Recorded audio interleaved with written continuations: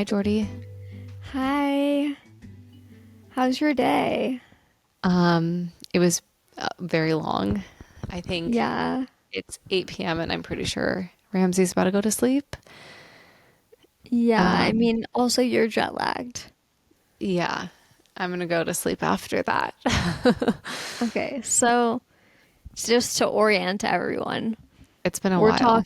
I feel like talking. every time we say that now, like, oh, it's been a while, but it No, it has. has. I was gonna more orient them to the fact that you just got back from Singapore, Yes, that is true. I and got that's back why from you're so Singapore. exhausted. Yes, my like clock is all messed up. It was easier going there, harder coming back. Right. That makes sense. Yeah. And with kids too, I think it's harder. And Well, they're because in you a have a stage. rally, you know? Yeah, I had a rally. I went to the farmer's market, the beach, got my nails done, then went out to family That's dinner. too many things. That's so many things. So, in my personal opinion, that's too many things for one day. The That's fair, farmer's but market and the beach I know. with the family. Yes, but if I stayed home, 100% I would have fallen asleep and then it would have been worse. Okay, but that just feels like too many activities. I think that's why Ramsey's going to bed at 8 p.m. Yeah, the getting your nails done makes sense. Like you needed a second. Yes, otherwise, because I would have fallen asleep for sure. Yeah, So, what you're about a your super day? mom. Well, my nails wasn't so super mom, but that's okay. No, it is because you needed it to fuel yourself. Right, it's true. How was your day? My day was typical of how most of my days are these days, which is that I spend a lot of time sleeping, honestly. Okay. Well, did you do any activities this morning or? This morning, I don't even remember. I'm trying to think back to this morning. Mm.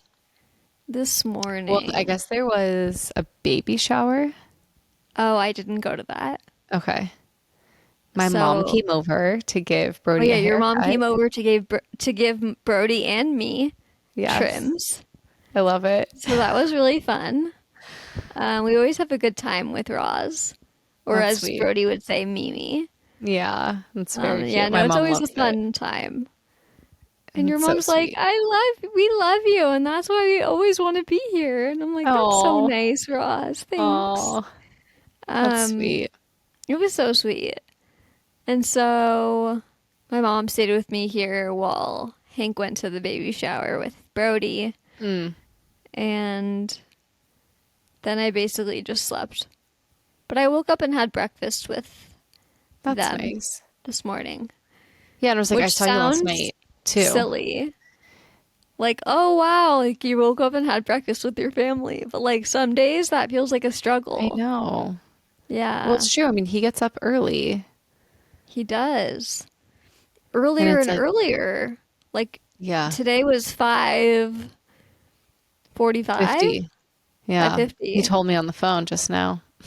Oh yeah, 5:50. He was like proud of it. Oh no. Like 5:50, like that's kind of early, but not that early. I'm like, "No, that's early, man." Yeah, yeah, And then he like like wants to sleep. call people. I'm like, "No one's awake." I gave him a challenge. I know you did. He's not gonna take you up on it. Well, I guess we'll find out tomorrow if he stays in bed until 7 a.m. That Actually, seems like he a stretch. he also said like he couldn't do it. He didn't have enough sleep Yeah, for he it. said, "I don't have enough sleep in me to stay in bed that long." Which I feel like is just such an accurate description of Brody. I Like, I just know. don't have enough sleep in me. That's wild. That's actually how he feels. Like, I don't have enough Yeah, it's to keep true. me down for that long. Ugh. Okay, well, Jordy, how are Um, you doing? Sorry to like cut to the chase. how am I doing? Like, just in For our general? neighbors on Grief Street. For our neighbors on Grief I mean, I know Street? how you're doing, but Like, are we talking like prognosis and I don't stuff? know. Well, I don't know whatever that is, an open-ended, take it as you will kind of question. Okay. So if we're going like just like medical stuff, I would say I got some scans that were not the best, but like not the worst. Yeah. So it's like not fast growing right now, like it was before, but it's also not not growing. The main tumor is not really growing. Right. But now there are like a couple of spots I think that one. are okay. Erica knows my reports better than I do. There's one spot in question that was not there before. Yeah. So like that's not great. Stupid GBM. Yeah. Um but again, not like massive or anything, Right. right? Correct.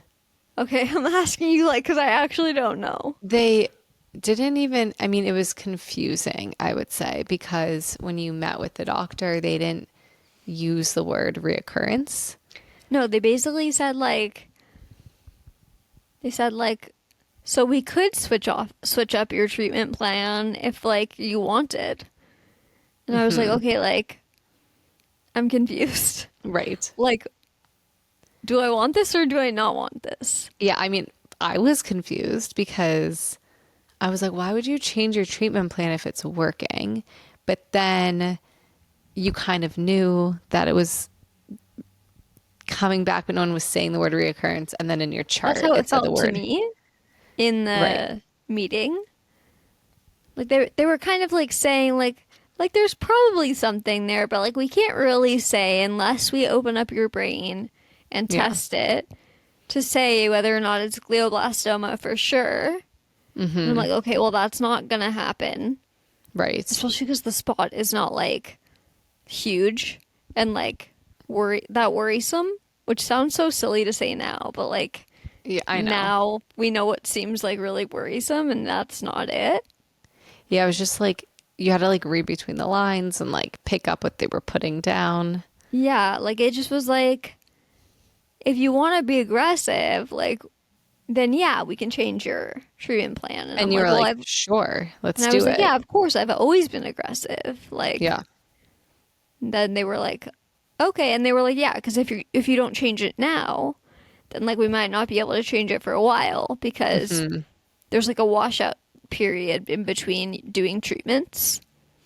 Right. And I was like, okay, so then I'm switching treatments, which means that my other treatment was not working, And I think we or at like, least not working in the way that they were they hoping it would wanted work. to.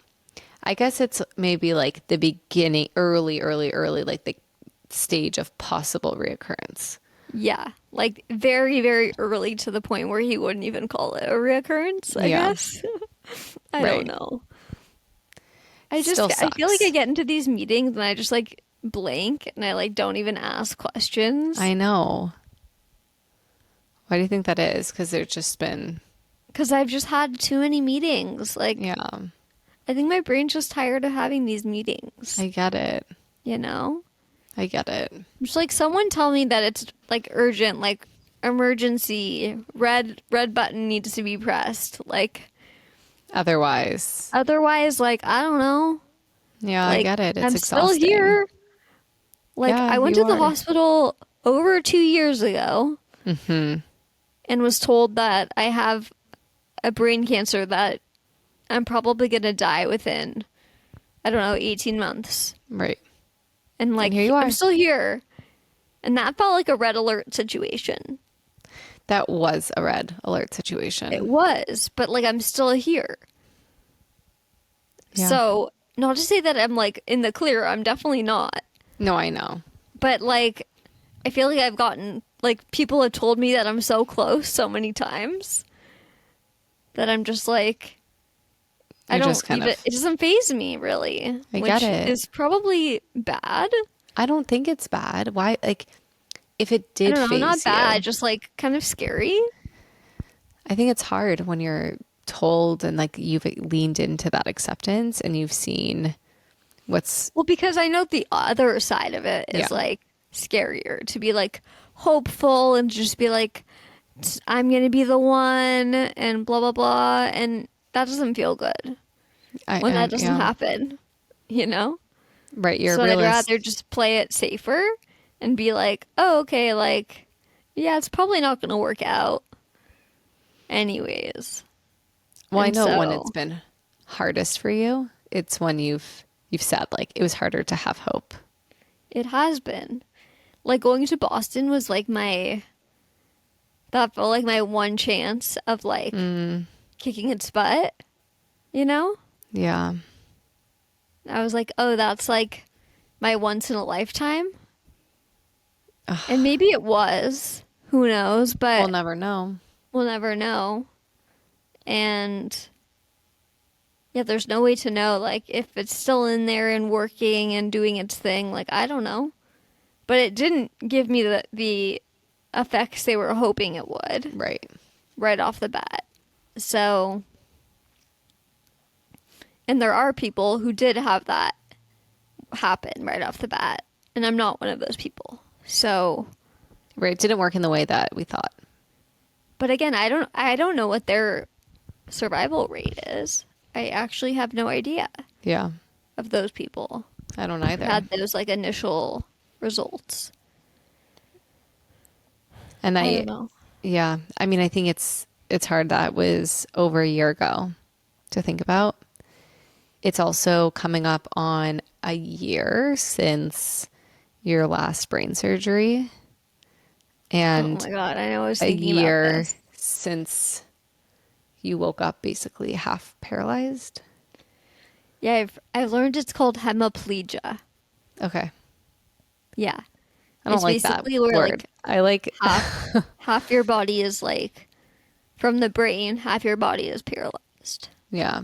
Are they using that term? Yeah. Oh, because like no one used that word medically. Oh, well my what's it called? Used it. My PT? physiatrist. Oh, I'd never heard it until she said it. when was that? Oh no, she told me a while ago. Oh, okay. Yeah. I wasn't sure because you were like, am I paralyzed? And everyone's like, The oh, answer you'll is get, no. I mean, they said like, oh, this is, um, temporary. Do you remember? Like, this is Yeah, no, it's definitely temporary. not temporary. Well, I think we know that now, but I think Yeah. I still No, thought it's your called arm. hemiplegia. Oh, stupid GBM. It's literally where like half the parts of your it's like one side of your brain stops speaking to the muscles, I guess. Like the Yeah. motor control just stops talking to the muscles properly. And so, yeah, that's kind of where I'm at. Okay. But yeah, like I think about it like I was in PT the other day and I was like talking to him and I was just like, yeah, it's just crazy that like a year ago, or sorry, no, 2 years, or is it 1 year? Since what? Oh God, It's okay. I got you. Since what? my October surgery. 1 year. Thank you. I'm not good with dates I know. I think or you've time. said that. You've said that, so it's fine. I We're all know. good. Just one more disclaimer. Yeah.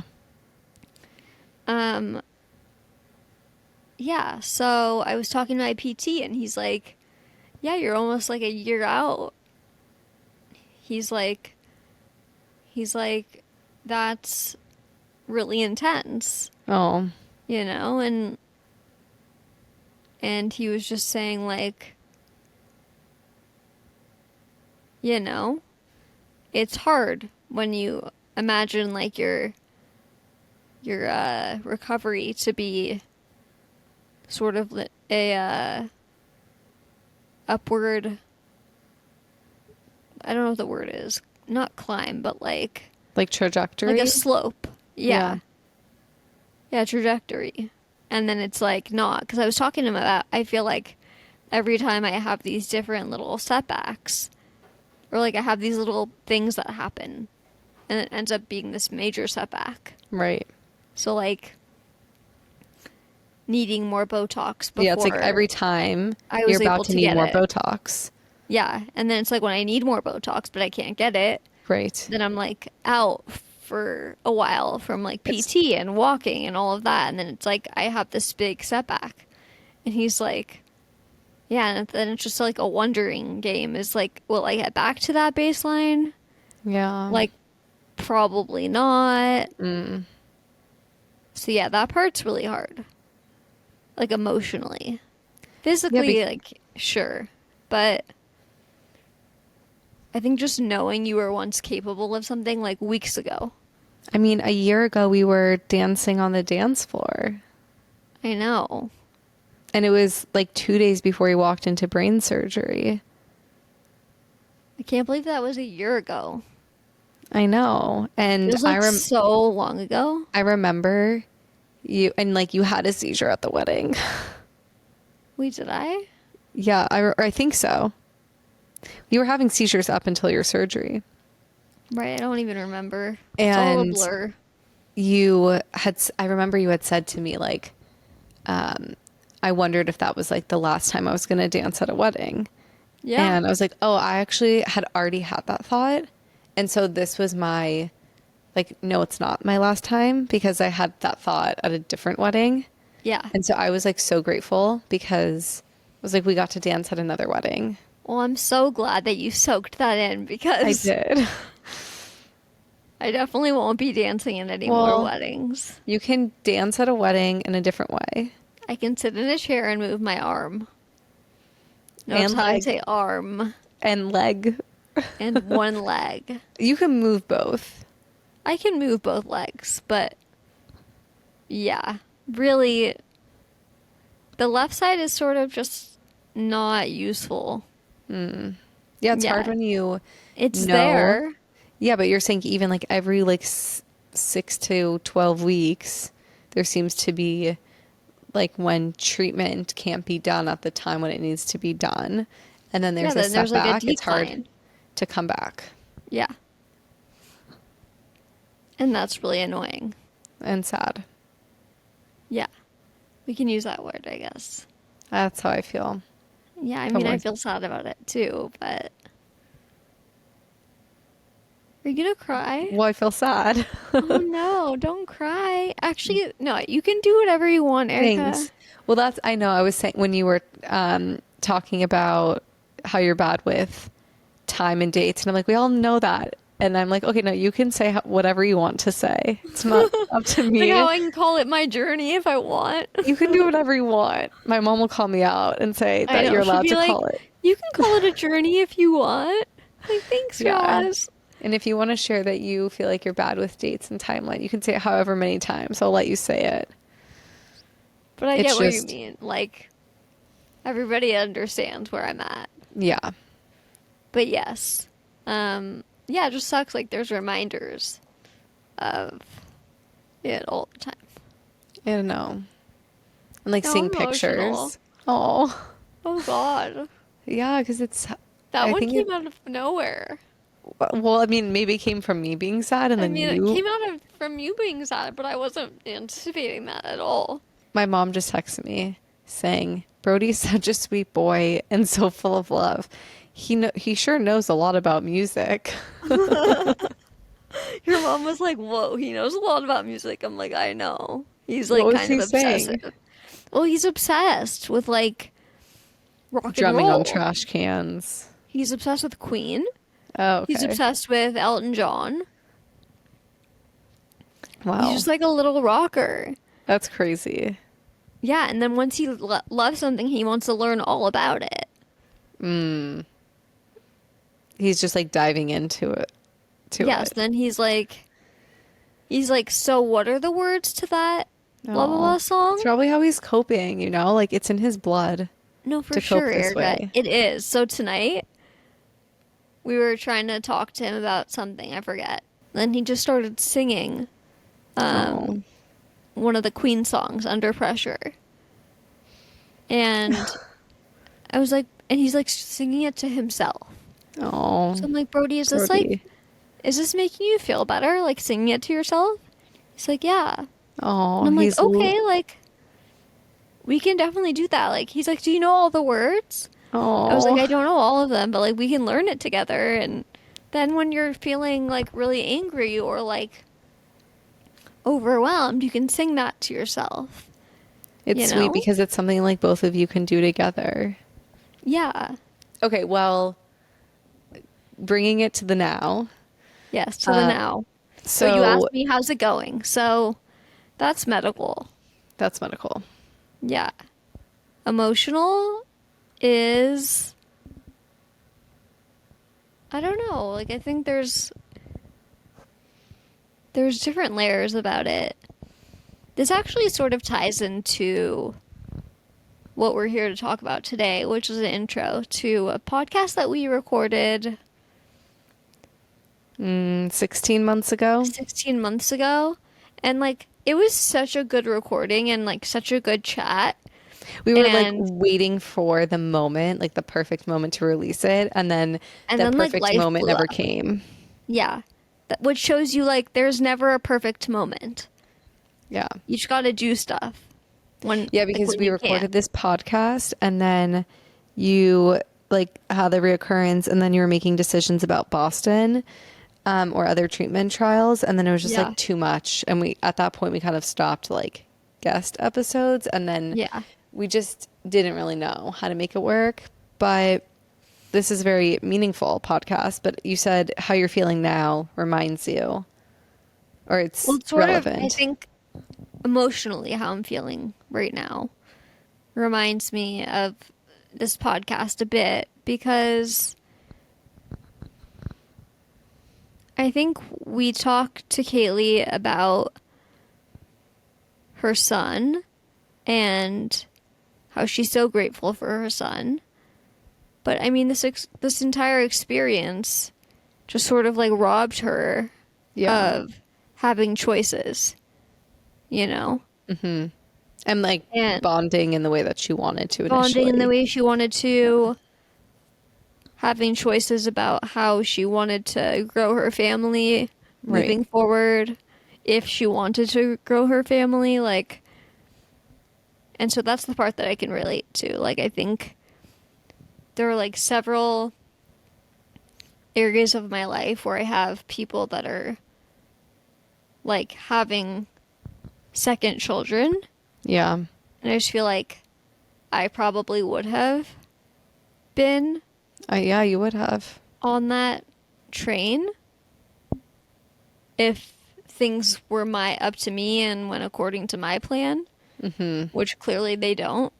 Right. So, but in another life, it would have been a time for like adding a sibling for Brody Yeah. and stuff. So like that kind of stuff just like makes me sad. Yeah, of course. It is sad.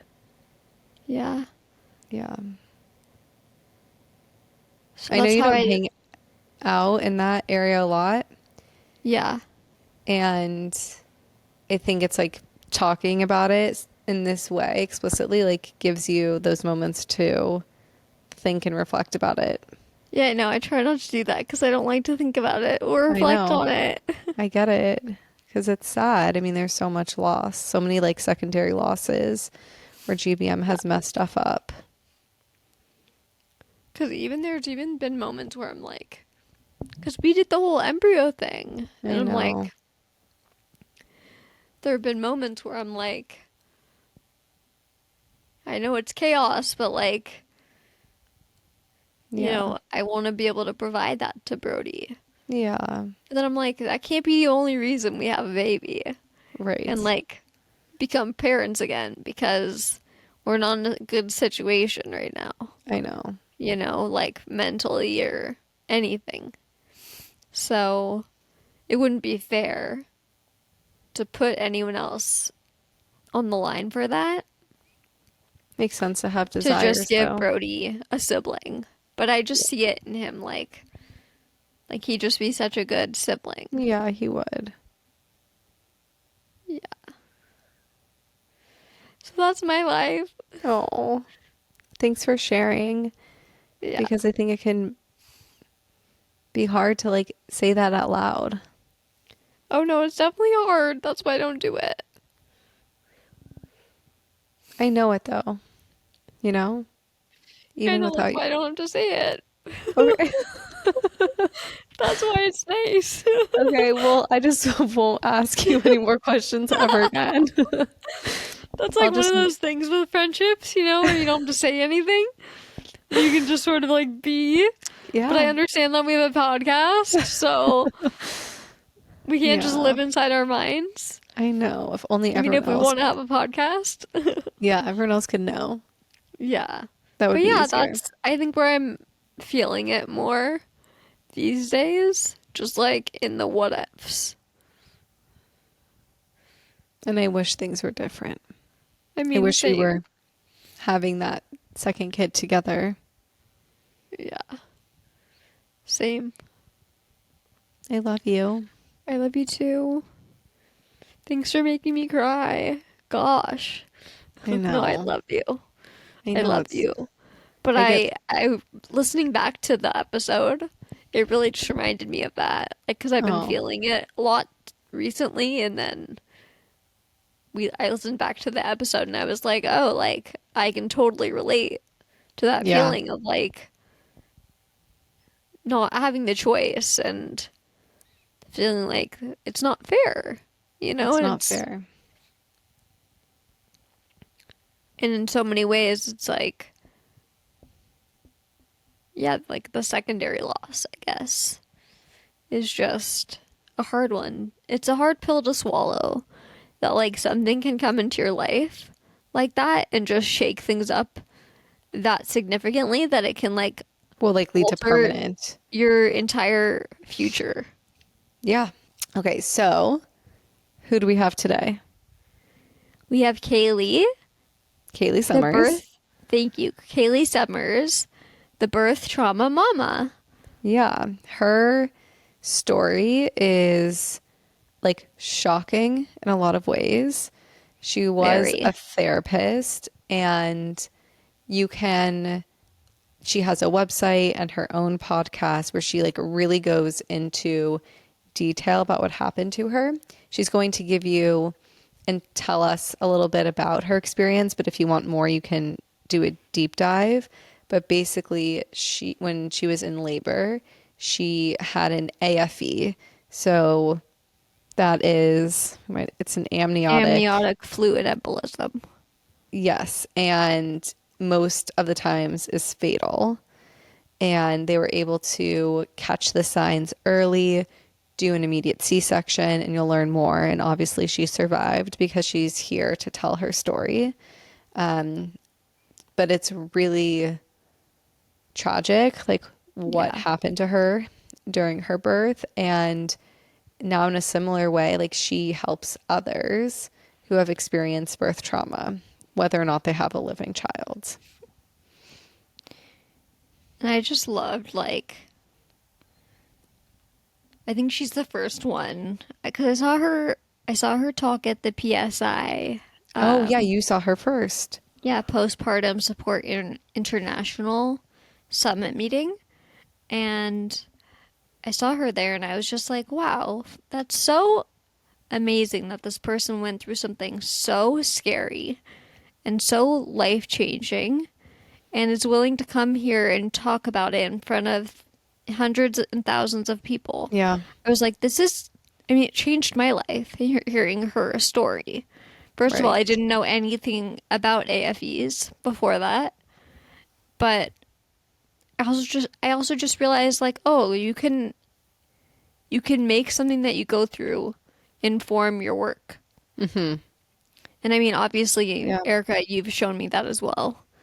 And I just felt really grateful to hear her story Yeah, that same. first time, but especially just getting to talk more intimately with her.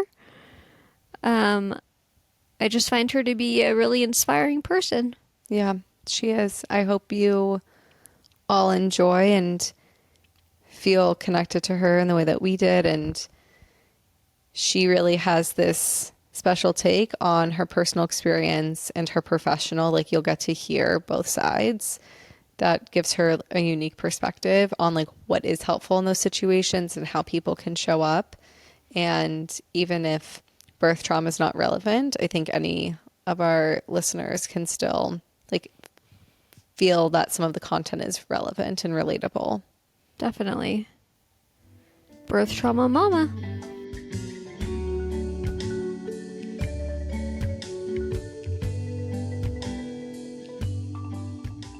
So I actually listened to your story. I went back to your podcast and looked at your first episode. So I was able to hear your entire story Yeah. from a few years ago.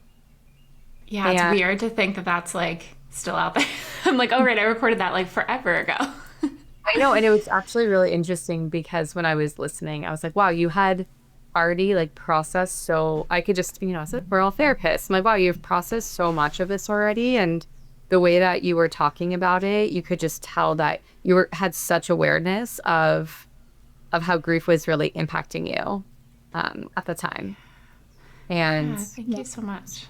I know that like if anyone wants to hear your story in full, that they can go back to your podcast, episode 1.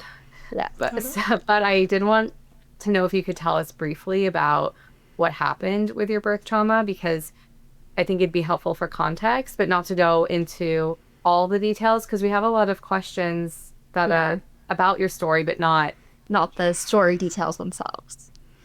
Totally. Absolutely. I understand. I have like a 2-minute version, a 5-minute version, a 10, a 20, just depending on whatever the situation calls for. So I'm happy to give like a very condensed version. So yeah, so the story of kind of how my space was born, for lack of a better term, is through the birth story of my son, Callahan. And I was really healthy. I was very prepared for birth in the very anxious, high-strung way that I think a lot of people can relate to. I was a researcher. I had everything kind of planned, but I also was feeling pretty flexible. Like I had it in my head that like I could see myself getting a C-section. Like I wouldn't be surprised if I ended up with a C-section, basically, even though my goal was a vaginal delivery. And so again, I felt prepared. I felt like I had researched all of my options. And I had a very healthy pregnancy, but at about 40 weeks and 2 days, I went in for a typical appointment. I had some high blood pressure readings, and I was diagnosed with gestational hypertension. I was past my due date. I was very worried about how big the baby was. And so they sent me in, and I made the decision with my team after lots of kind of conversation and informed consent to move forward with an induction of labor. And with that, it was a long, slow process that I won't get into, but just kind of a typical for many times, starting from 0 centimeters dilated. I was finally 10 centimeters, and it was about 2 days later. And it was my husband and my nurse in the room, and I looked at my nurse and I said, I'm not feeling well. And she said, okay, that is normal for transition. That's like really common. Let me get you a bag to be sick in. And I said, no, something is very wrong. And then I started screaming that something was wrong with my heart. And seconds later, I went into cardiopulmonary arrest. So my heart stopped and I stopped breathing. Which is so scary. Yeah. so scary. And I remember listening to your podcast that you actually don't remember these details. I do not, thankfully. Yes, this is all from my nurse, my husband, and then like all of the medical stuff is from my team, but also from my medical records. Wow. Do you remember saying that you felt like something was wrong? No. I do not remember. Yeah, I don't remember anything. I actually have like retrograde amnesia. So the last thing that I remember is getting my nails done on a Friday, being like very pregnant and very miserable. And I went into that appointment where I was sent to triage on a Monday. And then I had like 2 more full days of, like, I don't remember anything with the hospital, none of it. Mm-mm. Wow. Yeah. That's so wild. So, okay. And then What your like brain does to protect you Totally. is insane. yes. It's wild. Wow. So then after you went into cardiac pulmonary arrest, did I get that correct? Yeah, you're good. Yeah. Okay. You could just call it cardiac arrest too. But yeah, so after that, obviously a code blue was called for my room. So everyone came rushing in. My husband was kind of pushed to the back corner. And in those very important seconds, my team made the decision to take me to the OR. So CPR was started on me, and they got me into the OR. They were able to deliver my son within 6 minutes of my code. Which without a doubt saved his life. And it also, just for caveat reason, like I like to add this, that like perimortem C-sections, which now we call them resuscitative hysterotomies, which is a little bit nicer. But they are done actually to give the pregnant patient a better shot at surviving, because CPR and ACLS works better on someone who doesn't have a full-term baby inside of them, pressing on some really important arteries that help with cardiac return. Wow. So that research came out after your birth? No, that's been known. So if someone goes, if a mom has cardiac arrest, if a pregnant patient has cardiac arrest, if you can't get that patient resuscitated within 4 minutes, you're supposed to do a bedside C-section, because again, it helps with being able to give them the best shot at resuscitation. Obviously, it also gets the baby out, but people think it's for the baby, but actually, really, it's also for the pregnant patient. And so my son was out. He did need to be resuscitated, but he did really well. He was 11 pounds, 10, 14. So he was big. Yes. Wow. Yes, he was a big, big baby. Wow. Big blood. Yes. So he went to the NICU, and then at that point, my OB recognized I was having an amniotic fluid embolism, likely, and prepared for DIC, which is usually the second or concurrent phase with cardiac arrest when we see an amniotic fluid embolism. And DIC is disseminated intravascular coagulopathy.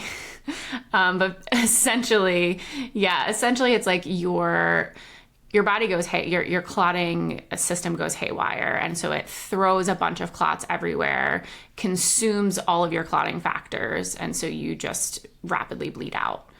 And it's really, really hard to stop that process. All you can really do with an amniotic fluid embolism in general is just sustain, right? So supportive measures. So a massive transfusion was called, and a Bakri balloon was put into my uterus to try to stem the bleeding from that location. Lots of interventions were done. I needed 143 units of blood product. How many transfusions did you have? That's 143 units of blood. Well, wow. Yeah. And the pregnant body, because we hold a little bit more when we're pregnant, we like double our blood volume or something crazy. So I think the pregnant body holds like between 10 and 12 units. And so I needed my whole blood volume replaced like many, many, many times. And so I had another cardiac arrest about an hour into this whole event. I needed CPR again. I needed to be resuscitated again. And that was, I actually did an interview with my OB. And that was a moment in the OR that was very like, she is probably not going to survive. We're probably not going to get her back from this second cardiac arrest. So when they did, they were like, okay, we need to do something like radical. Like we've got to, or she's not going to survive. So they actually called to a medical center for ECMO, which is the highest form of life support. And so they cannulated me they ambulanced it in 30 minutes away, and they cannulated me on VA ECMO for both like heart and lung support. And then lots of other procedures were done. I needed a hysterectomy because of the bleeding. They tried a lot of other things. But I did ultimately need to have a hysterectomy as well. So many layers of grief. I'm like also really curious of what it's like telling this story, knowing that your OB told you that she thought you were going to die. Yeah. Yeah, I think that's a part of my story. I would say that I'm not going to say I'm used to, because not every day, but I would say multiple times a week, I will be like, I should be dead. Like I joke around a little bit about, and I have a little bit of dark humor to get through. But like I'll have like a big presentation and I'll be like freaking out about it. And honestly, I'll just be like, well, I should be dead and I'm not. So anything I say is fantastic. Like I'm still here. Yes.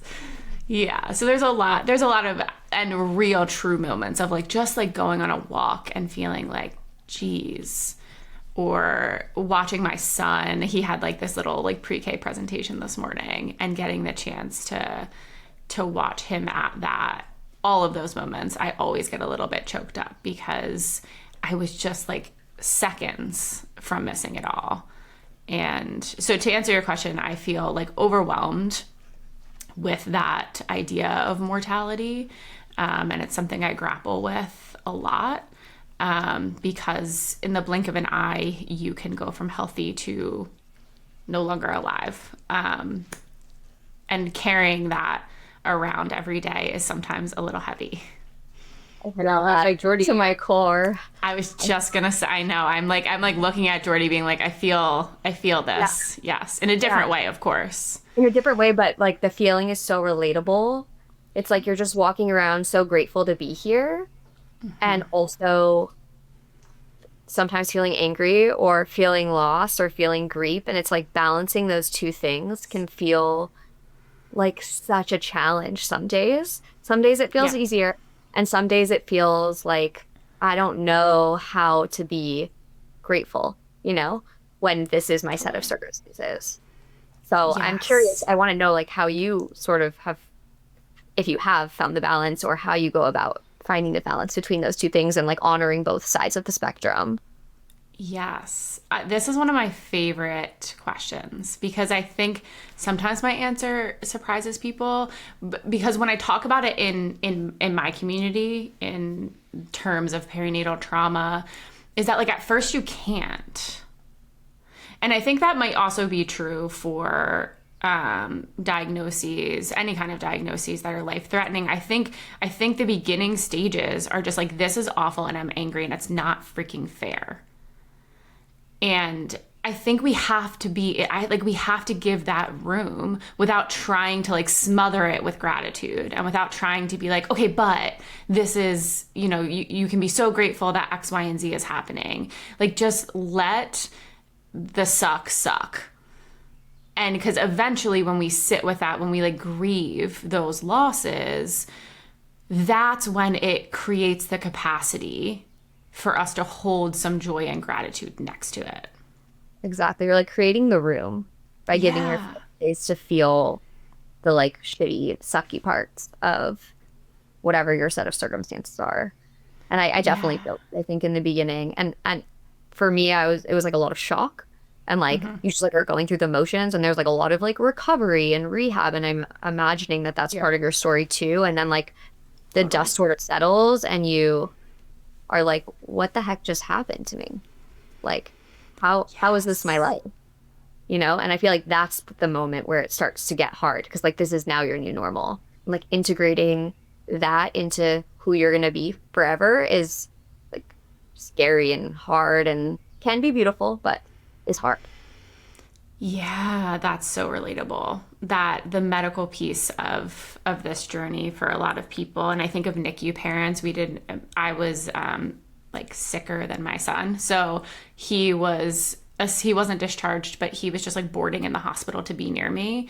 But for NICU parents, they have this like long process that's sometimes months, even years in some cases, where they can't focus on anything else but the medical needs of their child. And then they get home, which is all they've ever wanted.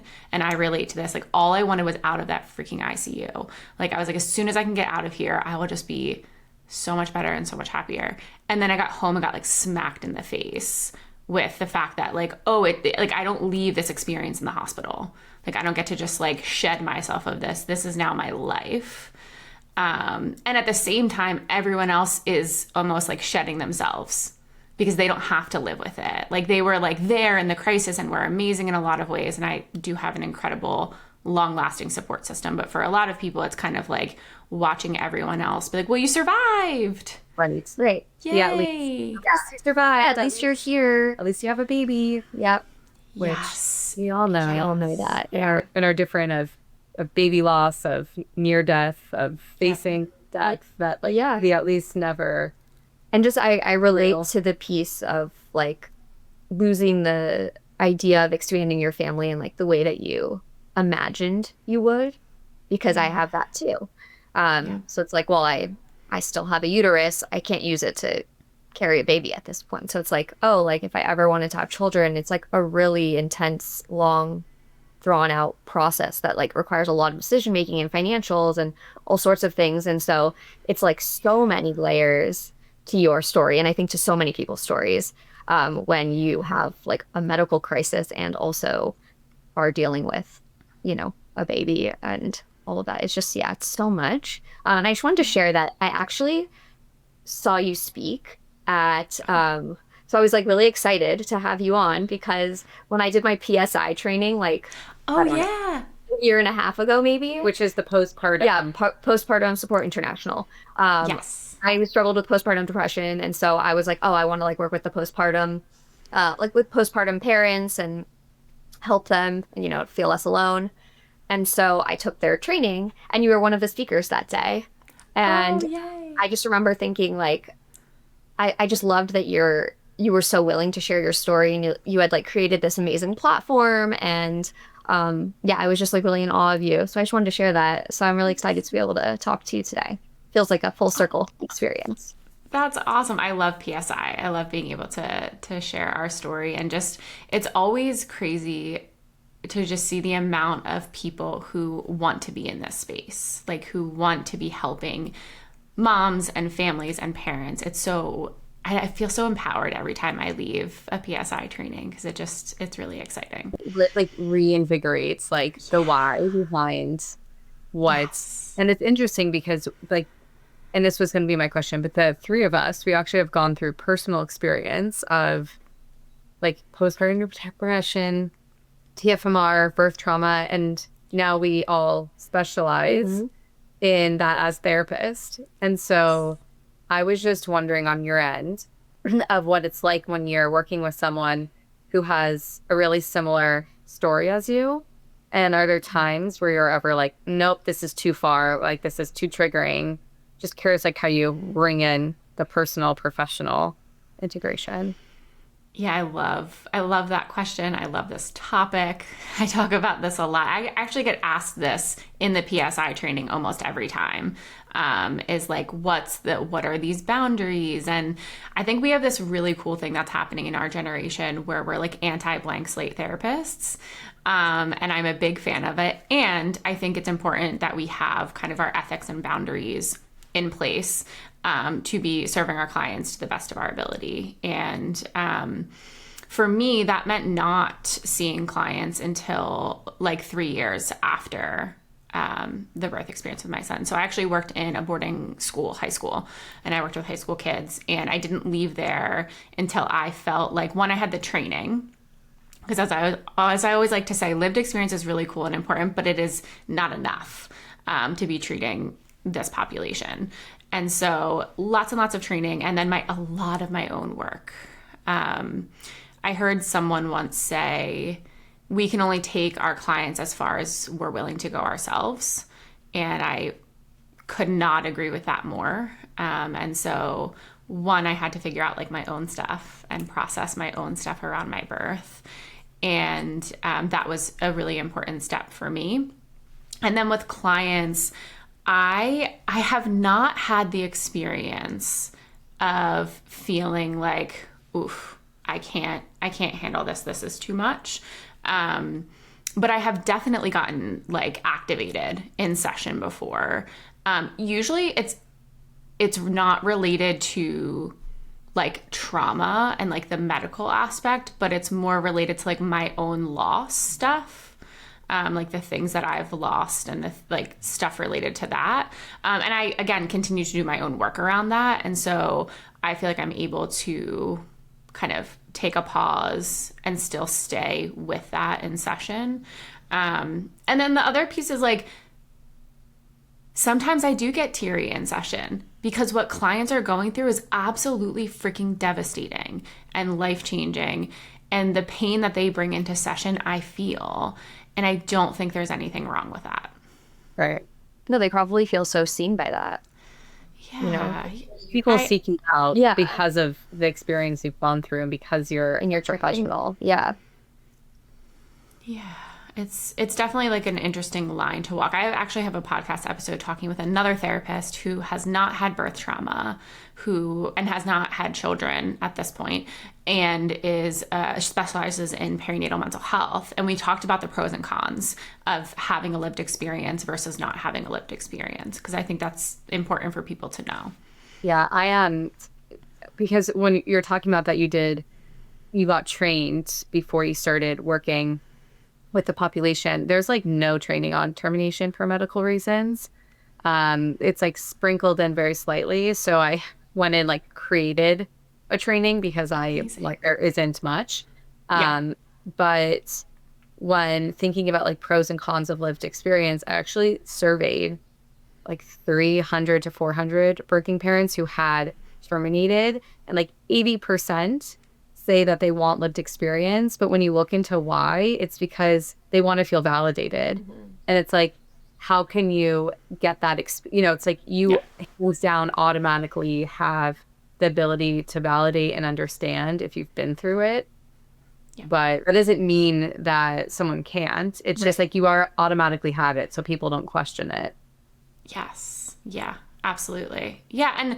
And again, I guess the cons of that, which we talked about, are like, what are the lens with which we're viewing someone else's experience, right? Because if we have our own, then we have our own biases towards that particular experience. And so like just knowing, we're just like being aware, right, of our shortcomings isn't the right word, but of our biases, and just like we are in any other experience or population.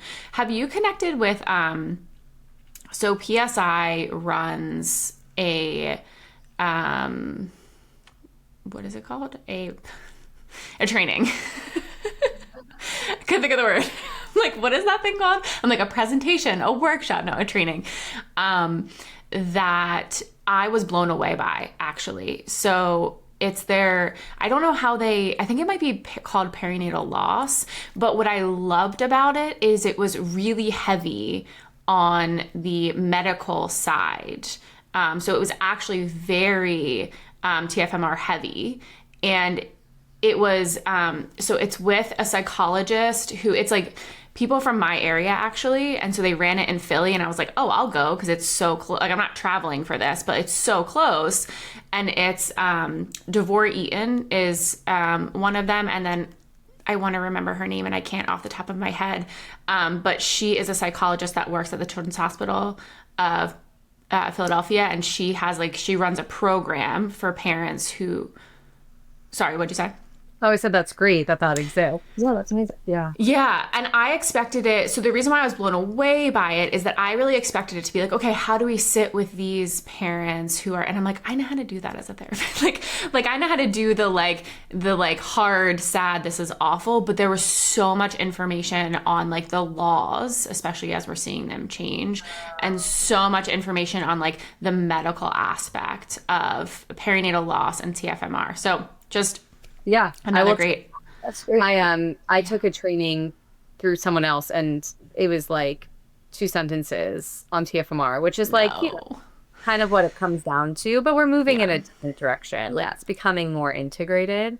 Yeah, I can't wait to see your course. That's so exciting. Yeah. So she came with me to film it. That's great. Amazing. Yeah, it was really nice. It was really cool. I wanted to ask you also, because we're all therapists. We've all been through some like really traumatic, hard crap. And then we've taken our experience and like made meaning of it and created spaces online. And I'm wondering, is that something like you ever saw yourself doing before? Like, was being online or being like a, I don't know, I don't want to say a public figure, but like an expert sort of in this area, like, but publicly, was that something that ever like crossed your mind of wanting to like be online? Absolutely freaking not. I feel the exact same. I'm like, I would never put my face online. No. Absolutely not. No. It was just such a weird thing. I just remember, I think it was really just driven by the absolute isolation that I felt in that first 6 months. I continued to see like these beautiful water births and like these amazing just skin to skin experiences online. And I'm like, I've never heard any, and I know people were at the time. I never want to discount people that were talking about this, but I didn't find them. I didn't see them. I didn't feel like anyone was, yeah, I didn't feel like anyone was talking about it. And so then I was like, I'm going to talk about it. And then it just happened to be like, I started talking about it in January of 2020. So then the pandemic happened and I feel like people got like online a lot more. And so it was just like kind of the timing of it. But the first year that I ran my space, I had like 1,000 followers. Like that whole first year. And that 100,000 followers. Like, it's wild that just by sharing your story, that like the people who like Who that should find shows, yeah, people need you to be able to share in this capacity. Yeah, I think so many people need so many spaces, right? And I love seeing that they're popping up more because we need them. And there are so many different populations. And like, we can't do it all. Like, I will have posts sometimes where people will appropriately, like I'm with them and I get it, will be like, you didn't consider like people who lost their babies in this post. Like you wrote this post from the lens of someone who had a baby that survived after birth trauma. And I'm like, I hear that. And sometimes I will, and that's hard. And that's why and like, I try so hard to make sure that like, I don't, but I miss the mark sometimes. I will, because I am not human and I will always own that. But that it like speaks to the importance of different spaces upholding those specific perspectives and experiences, because one space can't really do it all, because it's one space. Yeah. I mean, I feel that with terminating for medical reasons. Like, I terminated for for the fetus health, but not for my health. And when you think about like the decision making that goes into it, it is completely different. Yeah.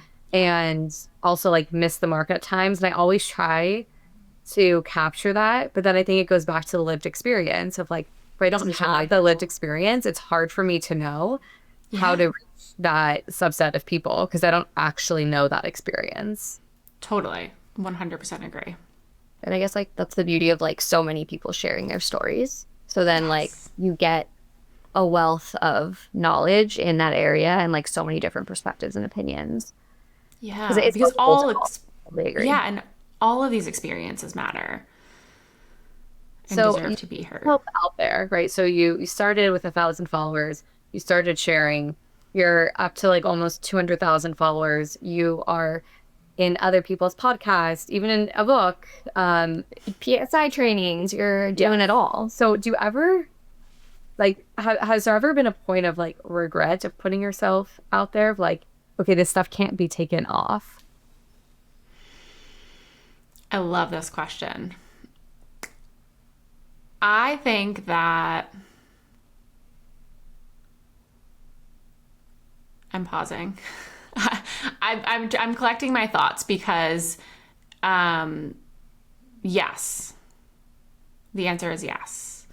And I think that might surprise, but like, I think people want me to be like, no. And this is like, I will always share my story because I do feel that way. So if we're going to speak. I can imagine that there would be, like, I wasn't expecting a no. I was actually thinking maybe it, and I want to know why, but my thought was about Callahan, like, if that comes into the decision, or like your son finding this stuff later.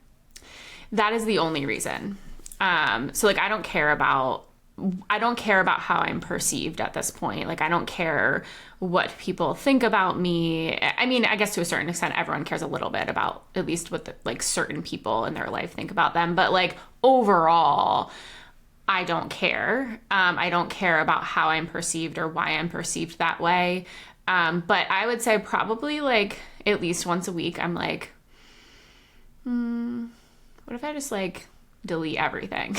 And what is your fear, like the imagined fear that could happen? So, yeah, the imagined fear is that Cal will one day find this and think that I regret having him, or, oh my gosh, I'm getting emotional.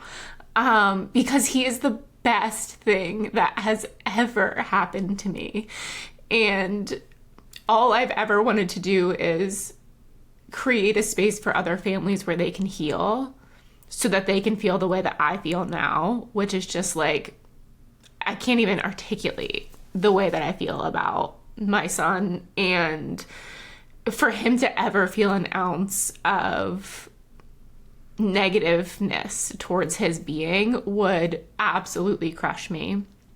And I have, like, if we're speaking in parts work, I have like several different parts that, like, there's a part of me that feels so scared, and there's another part of me that knows, because of the way that we raise Cal, the way that we talk about this story, the way that he just exists in this family, that I'm not going to say he won't feel that way.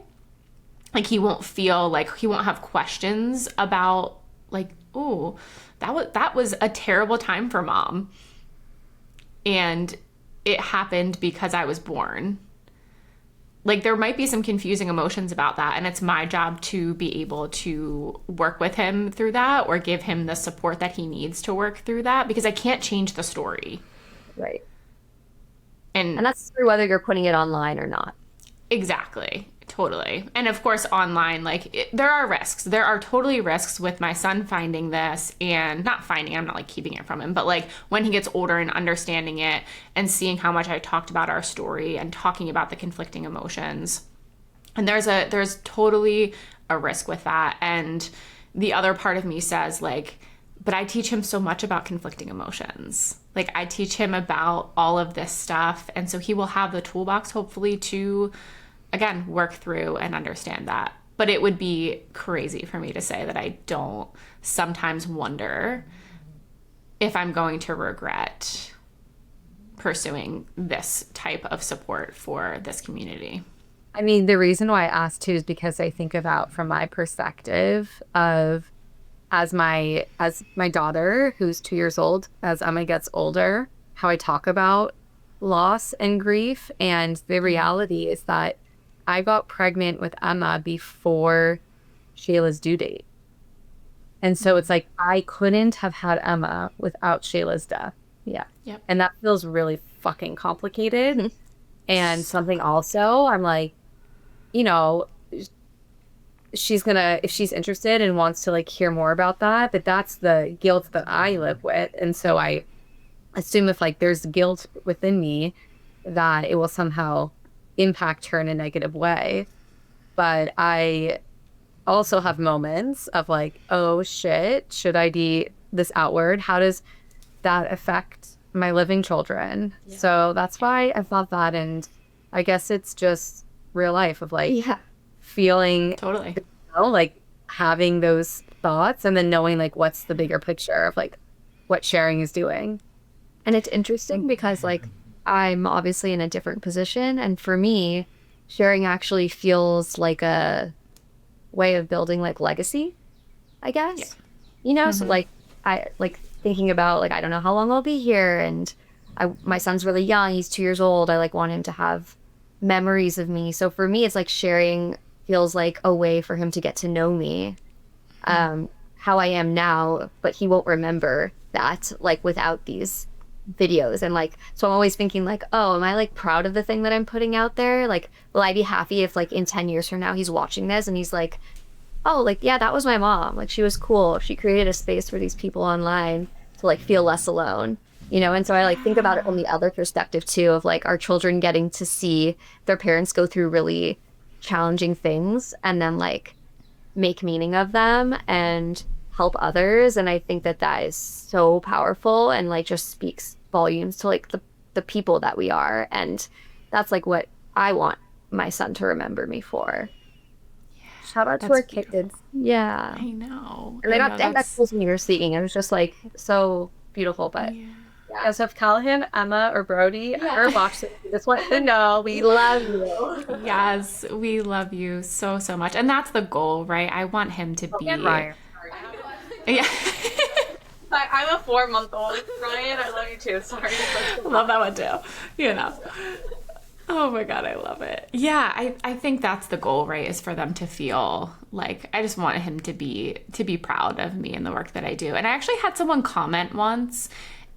It was a really helpful comment for me because it was very realistic. It was I love when children of like birth trauma survivors or like only children who are grown up come into my community and comment like, I love being an only child, or like something like really helpful.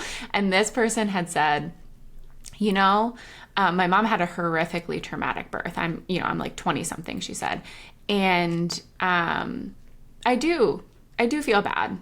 I do hold a little bit of guilt, but also like we talk about it, and I it's not something that I like hold and is like harmful to me. It's just kind of like our story. And it's like, man, that really sucked that happened to my mom during my birth. And so that was a very helpful grounding comment of like, there may be feelings about it, and it also doesn't mean that they're like life altering or life devastating feelings that our kids might have. Yeah, we have just this natural instinct to protect them. Yeah. And so like we would like just none of this bad stuff to have happened. I know. Totally. I'm like, I don't want grief to be a part of my children's upbringing, and grief is everywhere you look. So like I already failed that. But it's not even, you didn't fail anything because this is life. Right. And bad things do happen. And I think the idea that they're not going to happen is not living in reality, right? It's like, how do we balance like being honest and preparing our children for like a world that is imperfect and where things go wrong, right? And also, like protecting their innocence and holding on to the belief that like things can be good and things can go well. Like I feel like it's like it's hard that grief is part of the story, but I think it's also just very real. Yeah. Right. Yeah, my desire for just like positivity always is unattainable. Not right now. Eric always like, do you think we could just like ever have a day where like brain cancer just like isn't a part of our world? And I'm like, no. That doesn't exist. I would let a full 24 hours where brain cancer isn't impacting the minds. That's just like that's not our reality. Yeah. So it's like, how do we find ways to live within the I'm still in like not wanting to accept. I know, you're not in acceptance mode. You don't have to be. Yeah. You get to be where you are, but it's hard.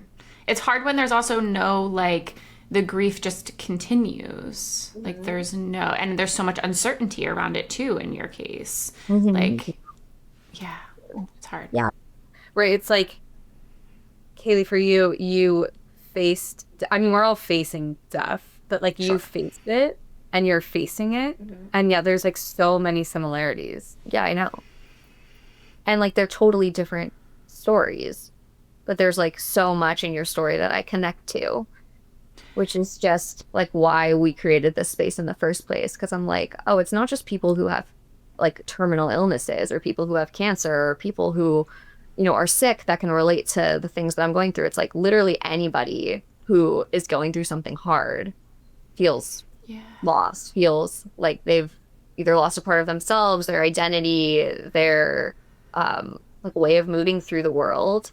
And like I think like for you, I'm sure your experience has changed forever how you're gonna view the world, and yours has and mine has, and that is universal when you go through something hard. And so I'm just like grateful that your space exists. And thank you just like for sharing and being so open. And it's like so nice to see other people out there who are doing the same thing, even if it has nothing to do with my own lived experience. It just feels like less lonely to know that other people are willing to share their stories, even when it feels hard and there is a risk, right? Like with our kids finding it and things like that. Just like creating those spaces for people, I know like for me has been so healing, and being a part of those spaces has been healing as well. Thank you for that. And I guess one of my questions I'm wondering is like, what maybe the most like there's so many layers of grief to your story, and like there are some very obvious like losses, and then I'm wondering maybe what are some of the more surprising or like nuanced losses that people wouldn't maybe expect come along with your story. Yeah, I'm going to answer your question, but I first want to just point out this feeling that I'm having, which is very much like in real time for everyone listening, which is very much a feeling that I will tell other people, like, no, I literally have a metaphor for it. Like, we all have pain, but I'm like, we are not in the same category. Like, I get to just like live my life now. Like I faced death and it happened and I'm here. And so I'm having this really, really big reaction to you being so like kind and empathetic and talking about how our stories connect, when I just I feel the connection, don't get me wrong, but I also feel like I don't have the space to take up in comparison to what you're going through. So and I know that I'm allowed to. Like my logical part is like, you're a therapist, you know that all pain is valid and like, woohoo, like you do it. And so I don't need reassurance.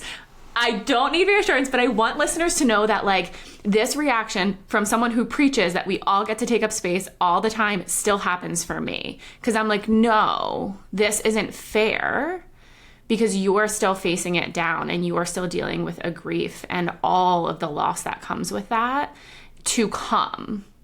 And I'm getting to like just recover from something that happened but is not ongoing in the same way that it is for you, Jordy.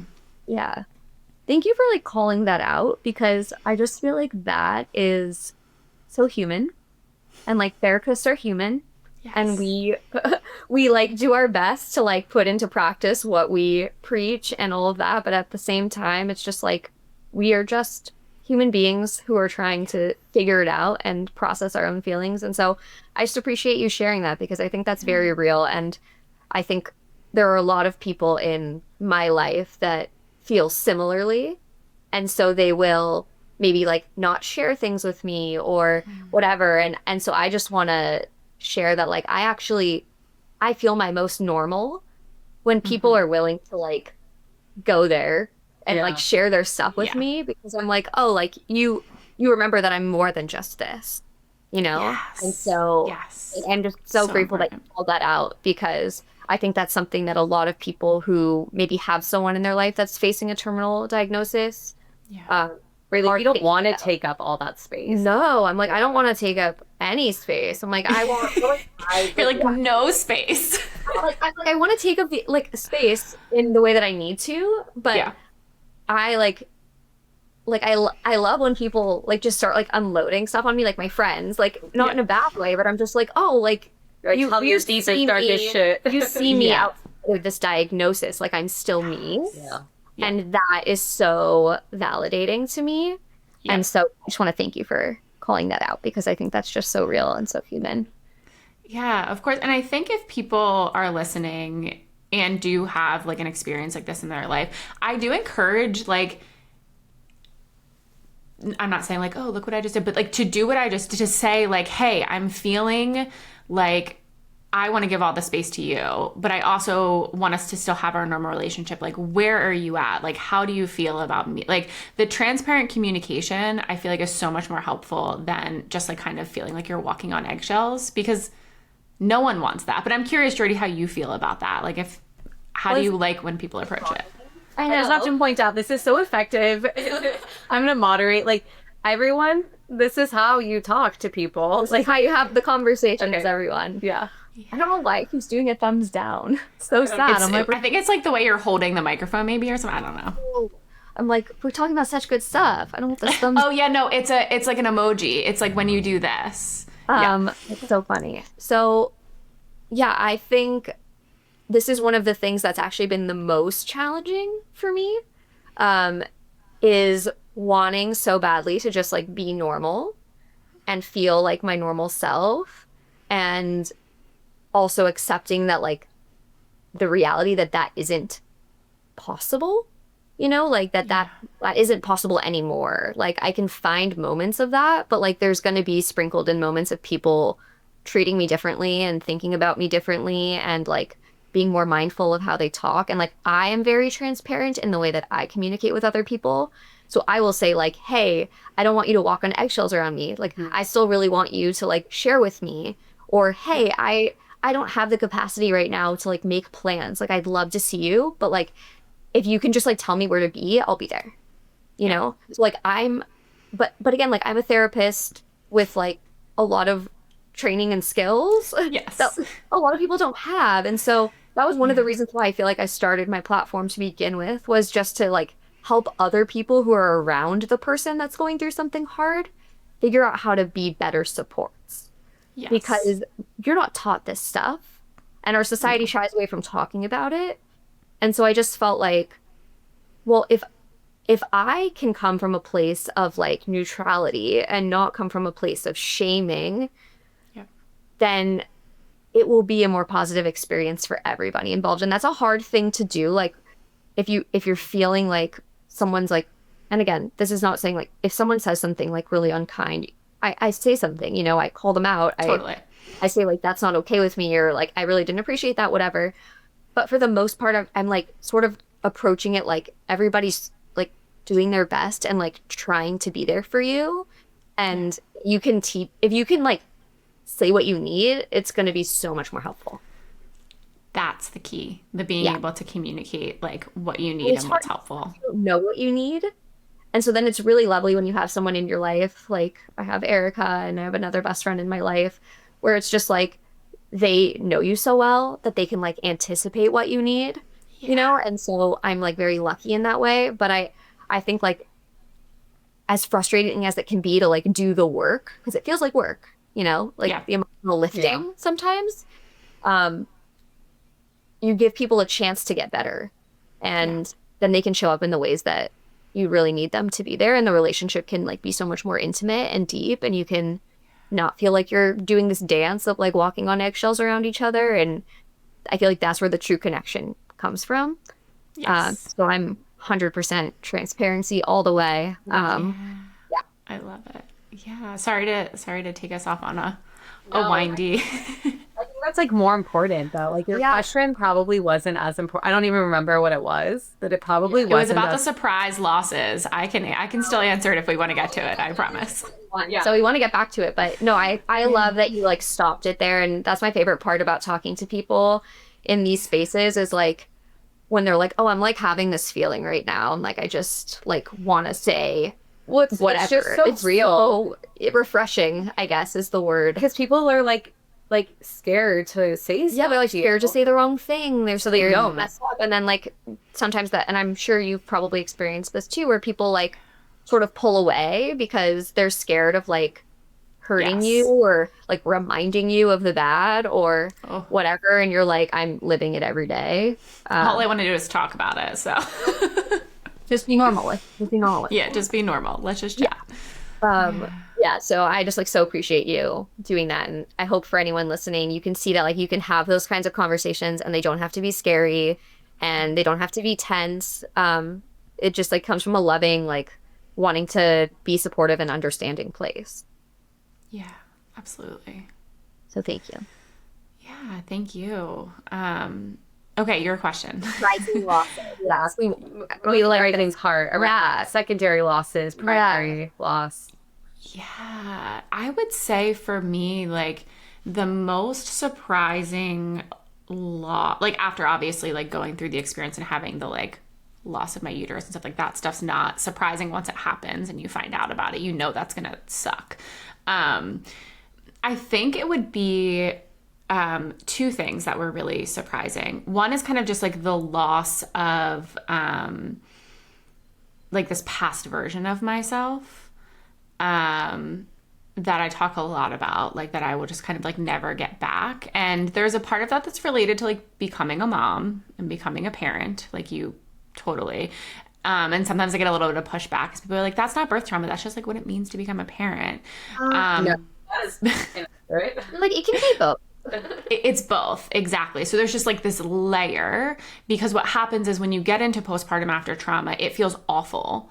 And then you think that that awfulness is what it feels like to be a parent, and that you're just going to feel that way for the rest of your life.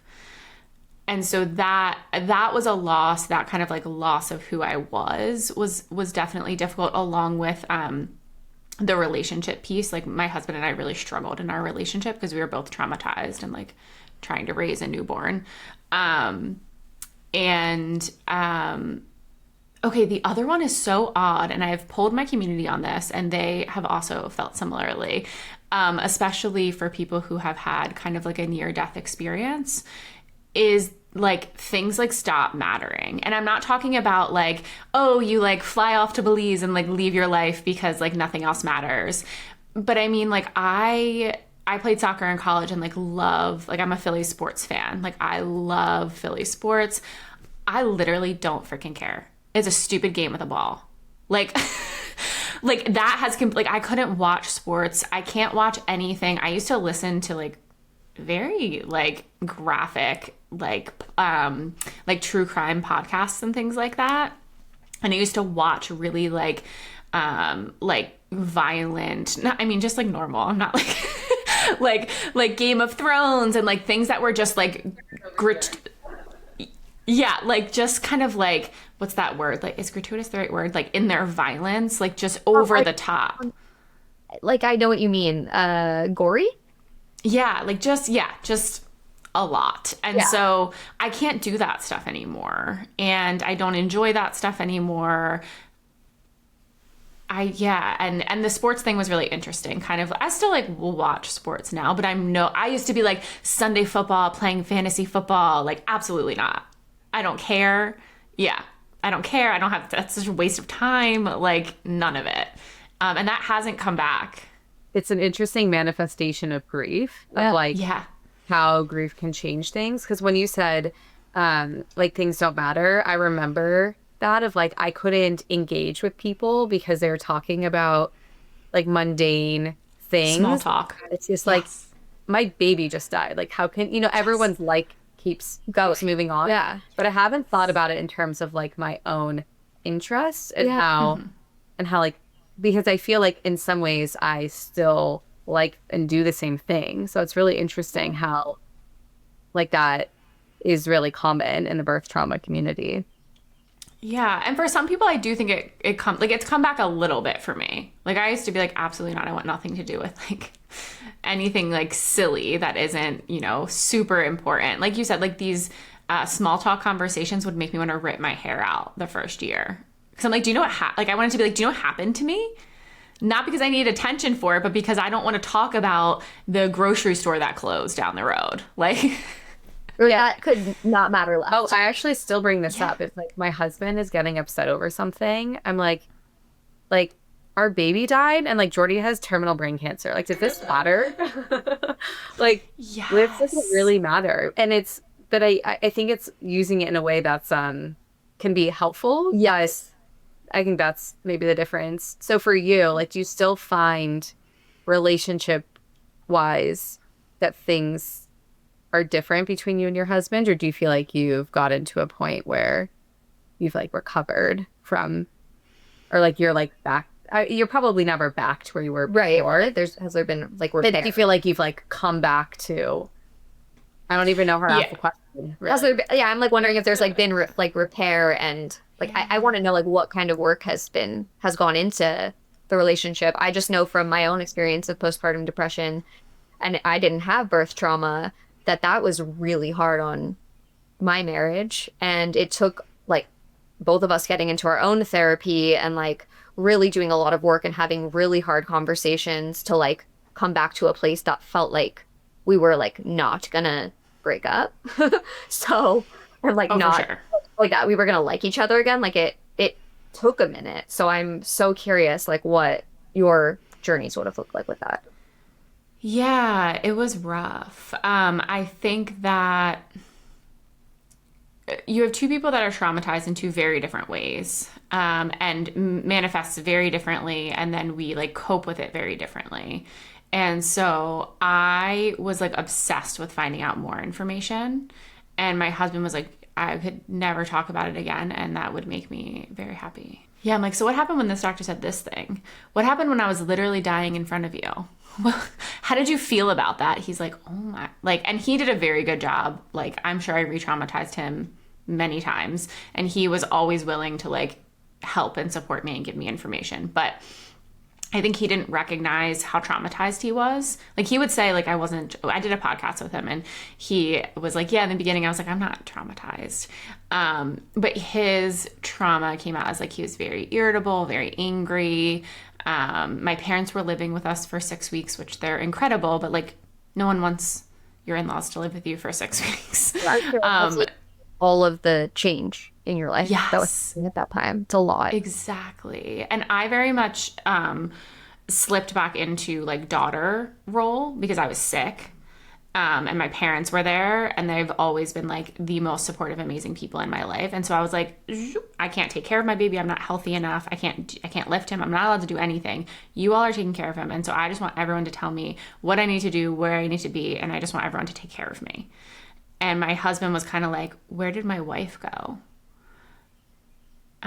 So that was hard. And then I had a lot of resentment because birth trauma is very isolating. And I felt really, I felt very selfish in my trauma. Like this happened to me in my body. Like I can't have any more children. Technically, if we got divorced, you could go have many other babies with someone else. And you know, I needed to take up all the space.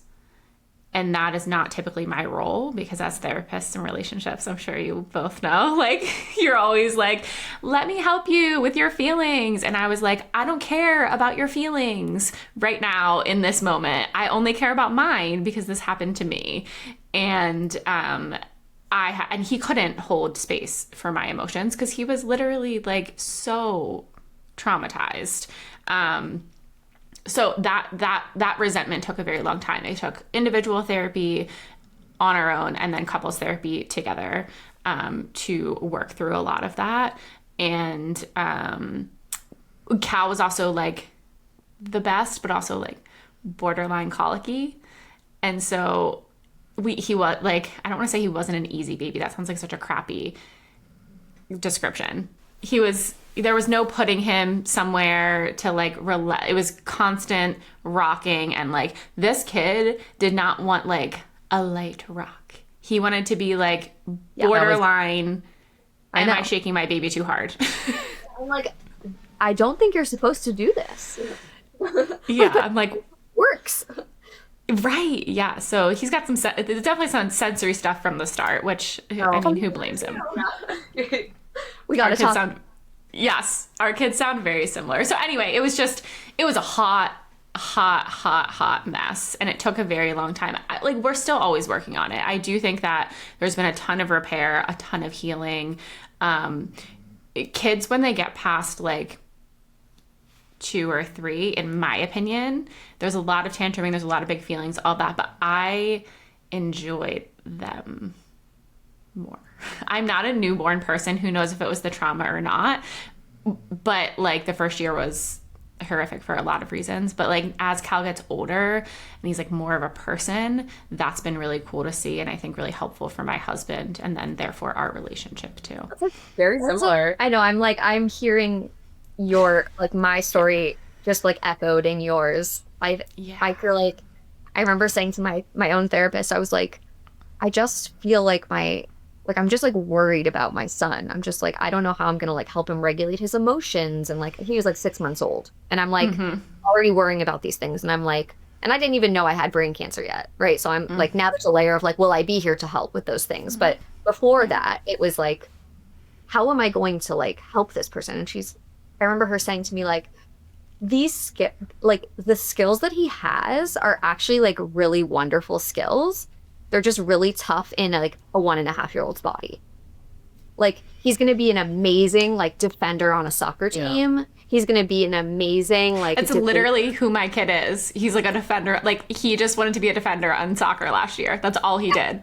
Yeah. Exactly. So she was like, all the skills you're describing are like amazing skills. They're just really hard to manage in a toddler. Very hard to parent. Hard to parent when they like, especially when they can't communicate and like all those things. Like my kid didn't want to be a blob baby. He wanted to be running and talking and like be a part of. And yeah, so I totally relate and feel that. And I can feel the same thing as my son's gotten older.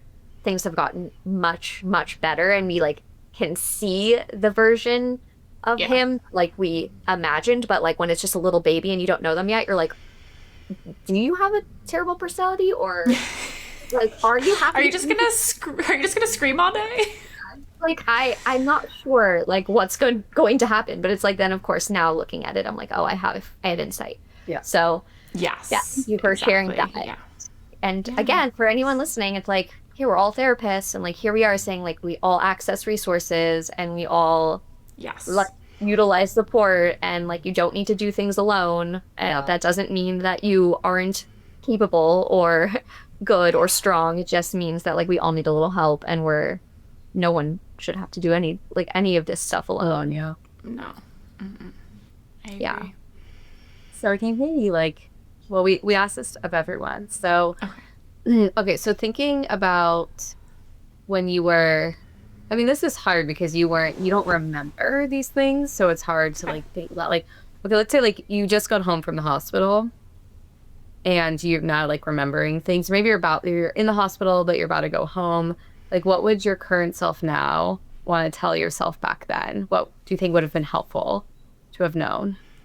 I just did a post on this, asking. Yeah. It's one of my favorite questions because actually a really powerful moment in therapy for me, like years ago when I was still kind of in the like acute trauma phase, was being able to go like imagine myself going back to that version of myself and giving her exactly like what she needed. And that was very powerful. So I talk about this actually a lot. And there are a lot of things that I would have told her. I actually have a whole letter that I wrote to myself too, that I've done like a post on before, that talks about like, this is going to be the hardest thing that you've ever had to do, but you're going to do it. And I would definitely tell her that like, she doesn't just have to be grateful, because that was a really hard thing for me. Amniotic fluid embolisms are like incredibly fatal.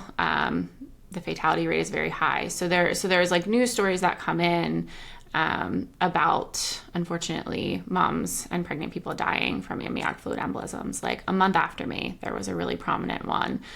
And so it's like, how am I going to sit here and be sad and angry about my experience when like I get to be here and I get to be like exactly who I was cognitively? Like we see a lot of cognitive deficits and things like that. And so I really beat myself up for a very long time about feeling anything other than gratitude.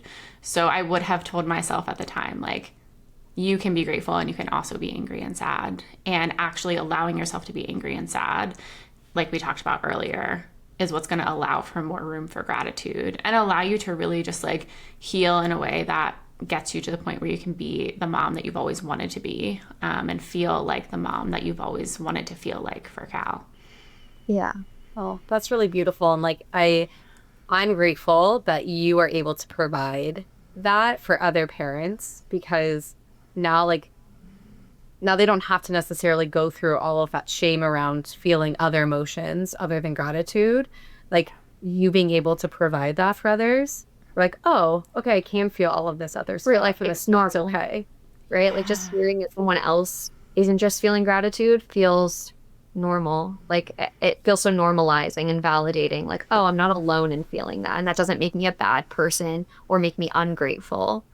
Right? Like you can be grateful and sad that this is your set of circumstances and wish that, parts of your story were different, and have gratitude. Yeah, it is truly the reason that I started this space. I get a lot of questions about like, of course we want to prevent birth trauma. And that's like where a lot of conversations are going, which is incredible because we have a lot of preventable birth trauma that is occurring, and we need to talk about trauma-informed care. And I do a lot of that work. And I also created my space for the people that it happens to anyway. Right. Yeah. It's not 100% Right. No. And unfortunately, even when we can prevent it, it's not getting prevented. And so people will come across my space when they're pregnant and sometimes be a little annoyed that like, oh, I get a lot of like, I didn't need to see this, and I'm like, I hear that. And my goal actually isn't because I will argue this. Because people are like, well, why did you create your space? And they think I created my space so that people know like, oh, like if someone had told me I was going to have an amniotic fluid embolism, I would feel so much better about it. And that's just not true. You could have told me exactly what was going to happen, and I still would be traumatized by it. But I would have known that a space existed where I could get support and where I could feel less alone, and like I wasn't crazy, because I felt crazy for a while. And I want to, and that's the goal of the space. It's for someone who's pregnant to be like, oh, I know this thing called birth trauma exists, so that if I end up on the other side feeling these feelings, I know I'm not crazy.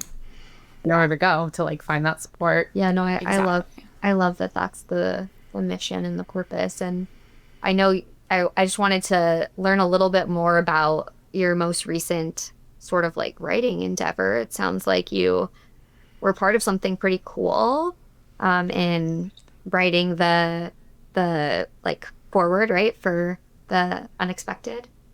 Oh God, I did not write the forward. Oh my God, could you imagine that? Or What's personal going on? or something was like Yes. Yeah. So Emily Oster is incredible and such a generous human being. And we had talked, I guess, a couple of years ago at this point about her writing this book. And I had just talked to her a little bit about birth trauma and how we view it and different types and things like that. And then she had asked me to write an essay just to kind of celebrate the book being released. And then she had mentioned me a couple of times in the book, which was, again, very generous of her. And it was really cool to get to kind of see a book getting written for at least part of our community that has these more like medically based traumatic birth experiences. And such a large part of our group is people that are going on to consider having more children after birth trauma. And that's really what Emily's book is about. And so I know it's going to offer a lot of support, and I'm just glad I got to be even like a teeny tiny little part of it. Yeah, it's amazing. And it's like if you hadn't put yourself in a position of sharing so publicly, she wouldn't have your like lived experience and your professional experience to like access and then share on like an even bigger platform, which is so cool to think about. It is. Yeah. There's a lot of weird like butterfly effect type things that I feel like have happened. I don't think that I had an amniotic fluid embolism for a reason. I'm not a big fan of that. We're on that train too. Brain cancer's not happening for some greater like reason. And right, it's just happening, and like I'm always like, it's happened, and be like, in spite of it, I'm always like, in spite of that, I am doing X. Or sometimes I will say, I believe that I survived in the reason that in the way that I did for a reason. Not it happening, but I survived in the way that I did, like cognitively intact, like all of these things, to be able to make meaning out of it and create support in this way out of it. But yeah, a lot of weird butterfly. I was thinking about that because I've been seeing that trend, and like I was supposed to deliver at a different hospital, and had I delivered at that hospital, I wouldn't be here because it's a very small hospital. Oh, Always so wild to think about like that cognitive factor that goes into Yeah, like it's weird. and I think like, again, I'm just relating to you in that sense that like with my own diagnosis, like typically you get it in your frontal lobe, and so it affects like your cognition and your like, like your mental capacity and your abilities and your personality and like Yep. I haven't had any of those experiences because that's not where mine was located. And I'm like, again, I'm not the demographic that typically gets this, so like if I'm here and I have to like, and I want to be alive while I'm here and make the most of my time, like I might as well just like use my voice for good because I have a voice to use. And other people in the same position maybe don't have the ability to do that. There's another girl that I follow on Instagram. She has ALS, and she like also like advocates. I don't know if you also follow her, but Is she on TikTok? Is it what's her name? I definitely follow. Brooke? Yeah, I'm obsessed with her. I'm Okay, yeah. So like literally obsessed with her. Yes. Like so many people that have ALS like have issues with their voice and speaking. I just saw that video the other day. Yeah. And hands, and she's like, well, I'm able to use my voice and able to use my hands, so like I'm gonna do this advocacy work. I'm gonna talk about the things no one's talking about. Like, and I like that mentality. It's like, this didn't like happen to me because I could do this, but like since it's happening, I'm gonna I'm going to make the most of it. Yeah, I mean, that's how I feel. It's like from the therapist point of view. Yeah. Yeah. Yeah, like because of both of those experiences, like and there was nothing, like I am able to do something. Mm-hmm. Yeah. But so if people want to learn more about you, can you just tell us where they can find you? Yeah, of course. I'm on Instagram and TikTok at thebirthtrauma_mama. And I have a website, thebirthtraumamama.com. And then I also have a private practice called Holding Hope Perinatal, which is the same website, Instagram is all Holding Hope Perinatal. And where can you see parents like through your private practice? In which state? Yes, Pennsylvania and Florida right now. Okay, good to know. Yes. Well, thank you so much for coming on. This is just like such a wonderful conversation for had with you. And I just love that the three of us can come together. Yeah, it's like so special. And yeah, it just shows you that like, no matter what you're going through, like you're not alone in your feelings, you know, like three separate people with three separate experiences can all relate to the feeling. It's like just a universal thing. And I think that that's powerful. Just like in those moments where you felt isolation, it's like, if you can share a little bit, you know, like then maybe you'll be able to find community, even if it's not like a specific community designed for your specific trauma. So thank you for being here and being so willing. And we're just so happy that we got to talk to. Thank you both so much for having me and for having such an incredible podcast and being such gracious hosts and letting me talk here and share the feelings that I'm having in real time, which is hard sometimes. I just feel so comfortable and safe in this space, which is really cool that you've created this. What all we want is for someone to feel comfortable and safe and to like feel like they can just tap into whatever they're feeling in the moment. So thanks so much for listening to Grief Street. We put out new episodes every Monday. If you'd like to support us, give us a follow on Instagram and TikTok. Also, subscribe to our YouTube channel to find the video version of our episodes. Please subscribe wherever you listen to your podcasts and give us a 5-star review. We would love to hear from you and get some feedback. If you'd like to contact us, please email griefstreetpodcast@gmail.com or leave us a voicemail at 508-474-3378. That's 508-GRIEFST. Our theme song is Hepcat Jive, courtesy of purpleplanet.com. We'll see you next time.